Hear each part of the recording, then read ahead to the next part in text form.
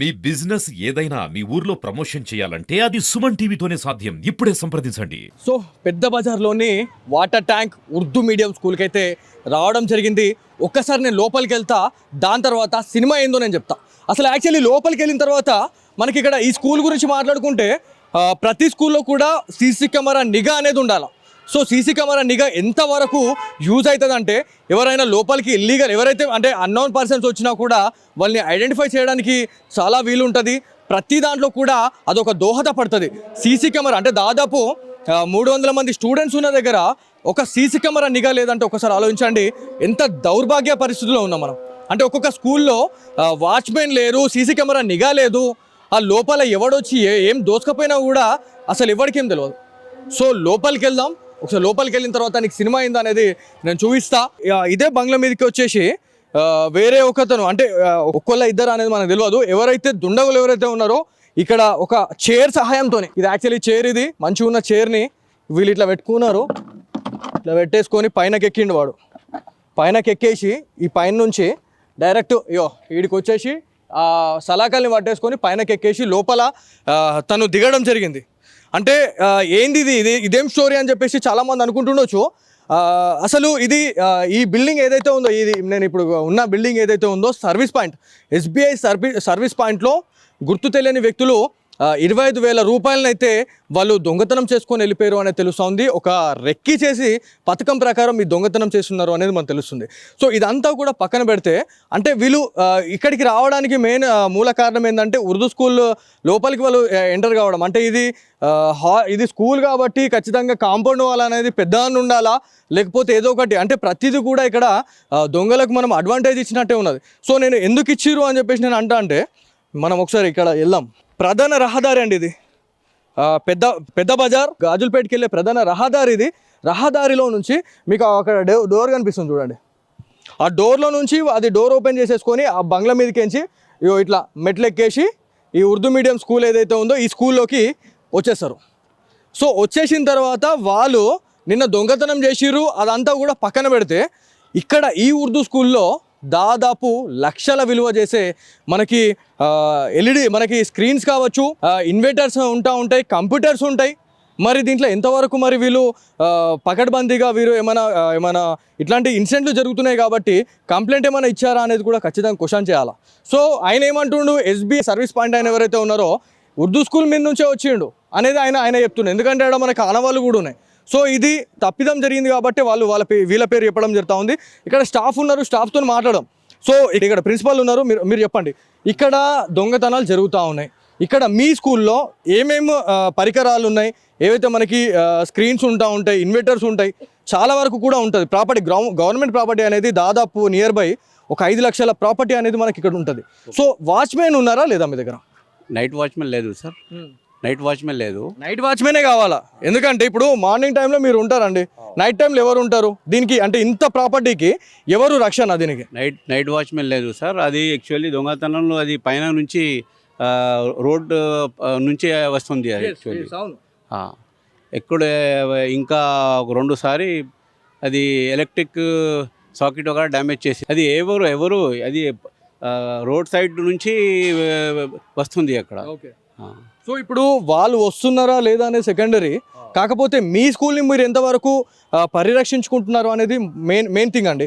So మీరు ఎంతవరకు దీంట్లో సక్సెస్ అయ్యారు? దీంట్లో డిజిటల్ రూమ్కి 2 తాళం, అది గ్రిల్స్ ఉన్నాయి, అది 2 తాళం ఇస్తున్నారు. ఇప్పుడు మంచి లాకర్లనే పలగొడుతున్నారండి, మంచి లాకర్లను పలగొడుతూ ఉన్నారు. ఇవి ఏం పెద్ద లెక్క కాదు వాళ్ళకి, ఎందుకంటే పెద్ద ఏటీఎంలను చోరీ చేసుకుని పోతున్న వాళ్ళకి చిన్న లాకర్స్ పెద్ద పని కాదు. సో మెయిన్గా ఇదంతా కూడా గవర్నమెంట్ ప్రాపర్టీ అనేది మన అందరికీ సంబంధించింది. ప్రతి ఒక్కరికి అడిగే రైట్ ఉంటుంది. ఒకవేళ పోతే రేపు పొద్దున మిమ్మల్ని అడుగుతారు కానీ మమ్మల్ని అయితే అడిగారు కదండి. సో ఇంత ప్రాపర్టీ ఉంది, మరి మీరు క్వశ్చన్ ఎందుకు వేయలేకపోయారు? కంప్లైంట్ ఇచ్చిరా లేదా? అసలు కంప్లైంట్ ఇవ్వలేదు సార్. ఎందుకు ఇవ్వలేదు? ఇంతగానం జరుగుతుంది, మీకు ఇన్నిగానము మిస్టేక్స్ ఉన్నాయని తెలిసి కూడా మీరు ఎందుకు ఇవ్వలేరు? చిన్న అది డ్యామేజ్ అయింది, ఒక ట్యాప్ అది డ్యామేజ్ చేసింది, ఒక ఎలక్ట్రికల్ బోర్డ్స్ డ్యామేజ్ చేసింది. అంటే చిన్న అయినాయి కాబట్టి మీరు కంప్లైంట్ చేయలేరు, ఒకవేళ పెద్ద అయితే కంప్లైంట్ చేస్తారు, అంతేనా? అంతే. అది కూడా అది ఫైండ్ అవుట్ చేస్తే అది సొల్యూషన్ వస్తలేదు. అది బ్యాక్ సైడ్ నుంచి బిల్డింగ్ ఉన్నాయి, అది ఓపెన్ బిల్డింగ్ ఉన్నాయి, అక్కడ నుంచి వస్తుంది అక్కడ. అదే అండి, ఇప్పుడు అక్కడ నుంచి వచ్చిర్రా ఇక్కడ నుంచి వచ్చిర్రా అనేది పాయింట్ కాదు.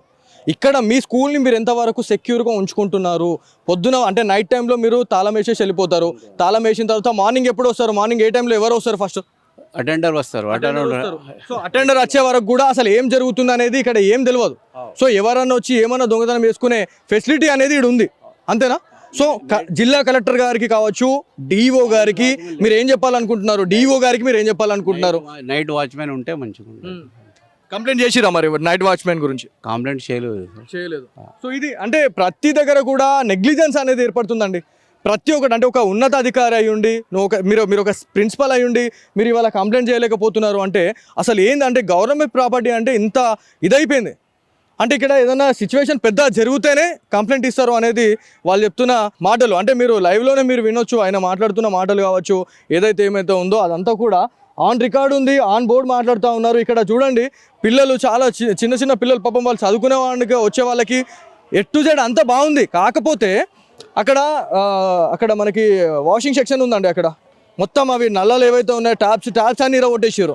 ఇరగొట్టినప్పుడు వాళ్ళు ఏం చేయాలో డిఓకి, అదేవిధంగా నిజామాబాద్ కలెక్టర్ అయినటువంటి రాజీవ్ గాంధీ హనుమంతు గారికి కంప్లైంట్ చేయాల్సి ఉండే. ఎందుకంటే చిన్నదాంతో పోయేది రేపు పొద్దున పెద్దదాంతో పోయిందంటే మళ్ళీ ఇంకా పెద్ద పరేషాన్ అయ్యేది.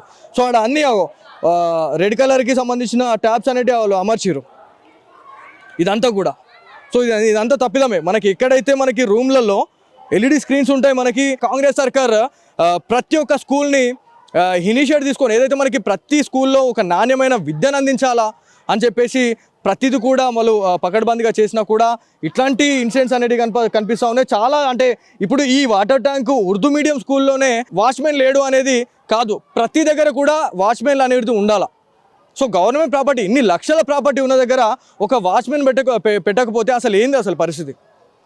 అంటే ఎవరన్నా రావచ్చు, ఎవరన్నా దొంగతనం వేసుకొని వెళ్ళిపోవచ్చు అనేది ఈజీగా ఉంది. సో కిందికి వెళ్దాము ఒకసారి, పరిస్థితి ఏంది, ఎట్లాంటి స్క్రీన్స్ ఉన్నాయి, ఎట్లా ఉన్నాయి అనేది అధికారుల దృష్టికి అయితే మనం తీసుకెళ్తేనన్నా అప్పుడన్నా మరి వాచ్మెన్ పెడతారా లేదా అనేది కూడా కొంత మనకి ఒక అంచనా అయితే వస్తుంది. మొన్న కొత్తగా డిఎస్సి ఎవరైతే కొట్టిన వాళ్ళు ఎవరైతే ఉన్నారో, టీచర్స్ ఉన్నారో, మీరు చెప్పండి. అంటే ఇక్కడ చాలా వరకు కూడా తప్పిదాలు కనిపిస్తూ ఉన్నాయి. ఒక స్కూల్కి సెక్యూరిటీ లేకుండా ఇంతగానం అంటే గవర్నమెంట్ ప్రాపర్టీ అంటే మనకి స్క్రీన్స్ కావచ్చు, ఇన్వర్టర్స్ చాలా వరకు ఉన్నాయి, అంటే చాలా వర్తి ఉన్న ఐటమ్స్ ఇవన్నీ కూడా.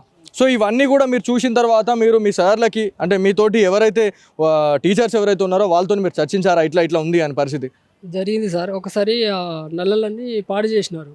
పాడు చేస్తే మేము అందరం కూర్చొని మాట్లాడినాం సార్, ఇది సెకండ్ టైం రిపీట్ కావద్దు, మళ్ళీ నెక్స్ట్ ప్రాబ్లం అవుతుంది, మనకు కూడా ఇబ్బంది అవుతుంది అని చెప్పేసి ఆలోచించినాం సార్. ఇంకొక విషయం ఏంటంటే సార్ది ఇక్కడ దగ్గర ఉంటుంది, సార్ నైట్లో కూడా అప్పుడప్పుడు వచ్చి ఒకసారి చూసి వెళ్తూ ఉంటాడు సార్. ఎప్పుడైతే ఎవరు లేని టైంలో వాళ్ళు వస్తున్నారు సార్. 100%. ఇప్పుడు ఓళ్ళన్న ఉన్నప్పుడైతే రారు కదండి, ఆబ్వియస్లీ. ఇప్పుడు ఆయన 10 సార్లు వచ్చినా 20 సార్లు వచ్చినా కూడా ఆయన లేనిదే చూసి వస్తారు, ఉన్నప్పుడు ఎవరు రారు. సో వాచ్మెన్ ఉంటే కరెక్ట్ అని చెప్పేసి నేను అనుకుంటున్నాను సార్. అది కంపల్సరీ పెట్టాలి సార్. ఎందుకనంటే సార్స్ మార్నింగ్ వచ్చేసి ఈవినింగ్ వెళ్ళిపోతారు. హెడ్ మాస్టర్ సార్ చాలా మట్టుకు రిస్క్ తీసుకొని అయినా కూడా మధ్యలో ఎప్పుడైనా టైము దొరికినప్పుడు కానీ ఒక్కొక్కసారి స్కూల్ దగ్గర ఇట్లా ఒకసారి జరిగింది కాబట్టి మళ్ళీ ఇంకేదైనా జరిగితే నేనేమనుకుంటున్నా అంటే ఇంత రిస్క్ తీసుకొని ఇంత రాత్రి పగలు వస్తూ ఉన్నారు, చూసుకొని వెళ్తూ ఉన్నారు, మరి ఇదే రిస్క్ చేయడము డిఓ గారికి కంప్లైంట్ చేయడం కావచ్చు, లేకపోతే మనకి జిల్లా కలెక్టర్ గారికి కంప్లైంట్ ఎందుకు చేయలేకపోయారు అనేది చాలా పెద్ద క్వశ్చన్ ఇది. సో దీని గురించి ఏం చెప్తారు? అంటే ఈ నైట్ టైం వచ్చిపోవడం అంతా వేరు. సో ఒక వాచ్మెన్ చేయాల్సిన డ్యూటీ ఇవాళ ప్రిన్సిపల్ గారు చేస్తూ ఉన్నారు. సో కరెక్ట్ ఆ వాచ్మెనే ఉండుంటే ఇలా ప్రిన్సిపల్కి తిరిగే ఇవన్నీ ఉండవు కదా. కరెక్టే సార్.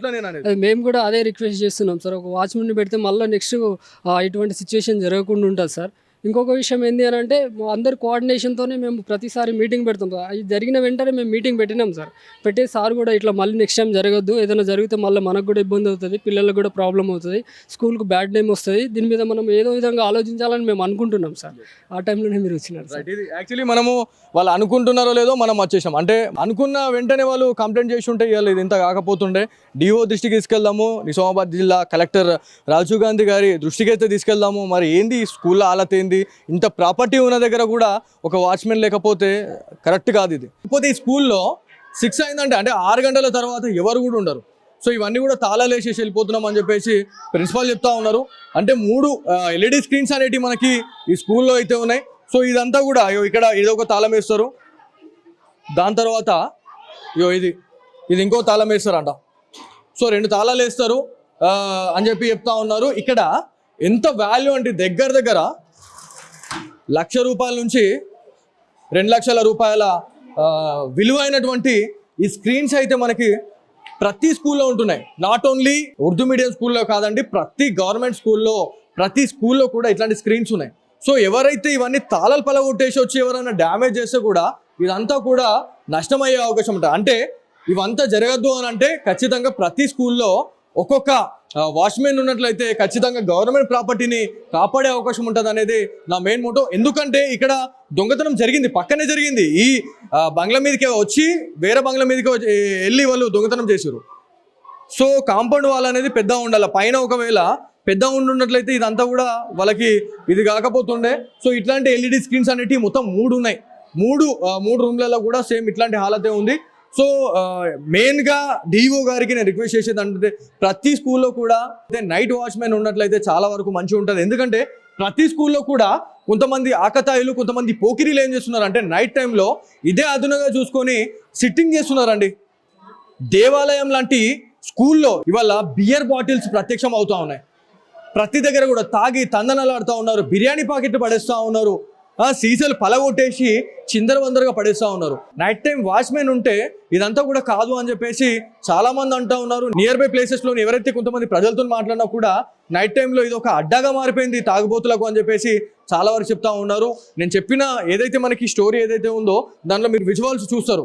అంటే రోడ్కి అతి సమీపంలో నుంచి ఒక ఏదైతే అండర్ కన్స్ట్రక్షన్కి సంబంధించిన బంగ్లా మీదకి ఎక్కేసి ఇదంతా లోపలికి వచ్చేసి ఇదంతా చిందరమందర చేస్తున్నారు అనేది తెలుస్తూ ఉంది. అధికారులు మరి ఎప్పుడు రెస్పాండ్ అవుతారు అనేది కూడా మనం వేచి చూడాల్సిన అవసరం ఎంతైనా ఉంది.